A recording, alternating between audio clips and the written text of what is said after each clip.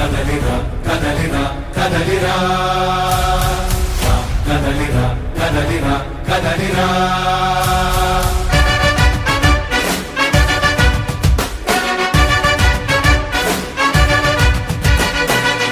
కదలిరా కదలిరా పిలుపు కాదు తెలుగుదేశ శంఖారావమురా కదలిరా కదలిరా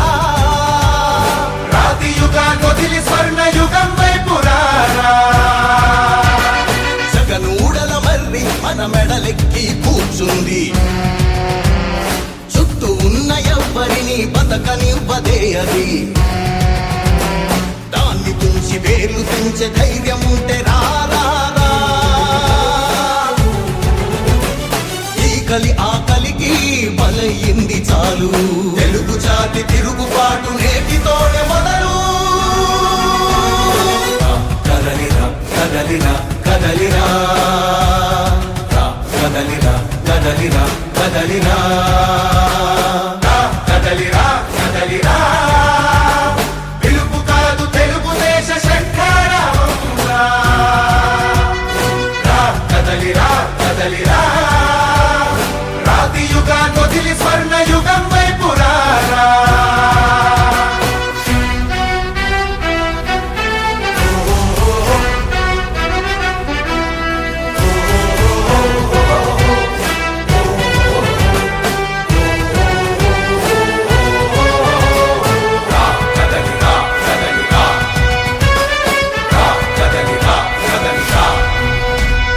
బంగారాన్నొదిలి బండరాయి నడుగుతావా అభివృద్ధి ఏంటంటే నీళ్లు నములుతావా తప్పుడు వాగ్దానాలకు తలనాడిస్తావా నిజం అబద్ధాలను ఇంతైనా పోల్చుకోవా గొంతు కోసి కులాసా నడిగే ఆ సైకో భవిష్యత్తు లేకుండా చేస్తున్నాడు మనకు నేడు అమరజీవి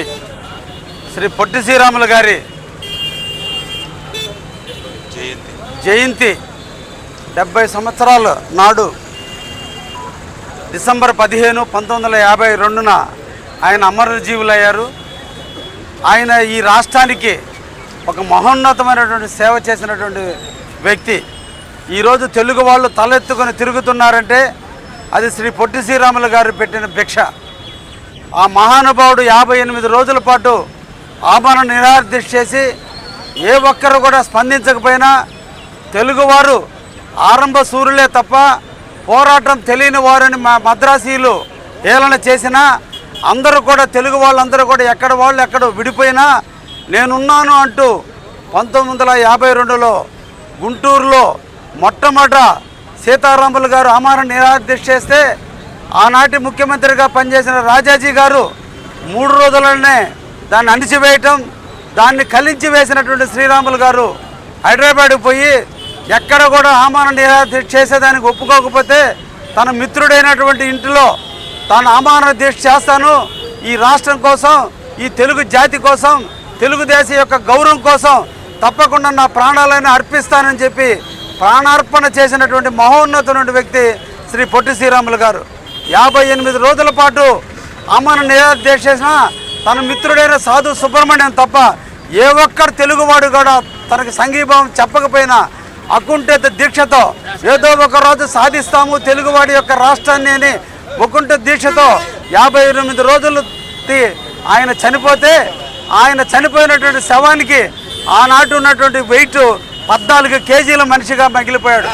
అటువంటి వ్యక్తిని ఎవరు ఎత్తుకొని పోవడానికి కూడా ముందుకు రాని తరుణంలో తాటాకులతో కప్పి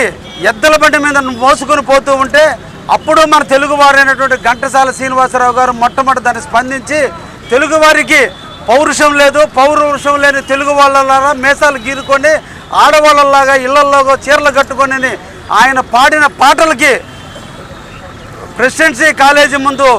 మొట్టమొదటి విద్యార్థులు ముందుకు వచ్చారు. ఆ విద్యార్థులు ఎప్పుడైతే ముందుకు రావడం జరిగిందో హైదరాబాద్ మెడ్రాస్లో ఉన్నటువంటి రైల్వే స్టేషన్ దగ్గరికి అప్పుడే ప్రకాశం పంతులు గారు రావటం, ఎప్పుడైతే ప్రకాశం పంతులు గారు అక్కడికి విచ్చేసిన వెంటనే కొన్ని లక్షల మంది ప్రజలు, తెలుగు ప్రజలు చైతన్యవంతులయ్యారు. రాష్ట్రం అంతా రావణ కష్టం కాబట్టి అప్పుడే నెహ్రూ గారు తప్పకుండా ఆమరణ నిరాహార చేస్తూ చనిపోయినటువంటి పొట్టి శ్రీరాముల త్యాగాన్ని మేము వదులుకోము, తప్పకుండా తెలుగు వారికి సపరేట్ రాష్ట్రాన్ని తీసుకొచ్చి తీరుతామని నెహ్రూ గారు పార్లమెంటులో దాన్ని బిల్లు పెట్టడం కూడా జరిగింది. ఈరోజు మనందరం కూడా తెలుగుదేశం అన్నా, తెలుగు ప్రజలన్నా, తెలుగు వారు అని ఈరోజు భారతదేశంలో, ప్రపంచంలో మనకున్న ఇండియాలో ఉండే భాషల్లో రెండో భాషగా తెలుగు భాష ఉంది అంటే ఇది పొట్టి శ్రీరాములు గారు గుర్తించినటువంటి భాషని కూడా ఈ సందర్భంగా తెలియజేస్తాం. అటువంటి మహానుభావుడు యొక్క పుట్టినరోజుని ఇక్కడ జరుపుకోవడం చాలా సంతోషదాయకమైనటువంటి విషయం. దాన్ని తప్పకుండా అతి త్వరలోనే కావల్లో ఒక మంచి స్థానంలో ఆయన యొక్క విగ్రహాన్ని కాంస్య విగ్రహంగా మార్చి పెద్దమైన విగ్రహంగా పెట్టి కావల్లో వయసుల యొక్క మనోభావాలకు అనుగుణంగా మంచి విగ్రహాన్ని కూడా ఏర్పాటు చేస్తామని కూడా సందర్భంగా తెలియజేస్తున్నాను. Thank you.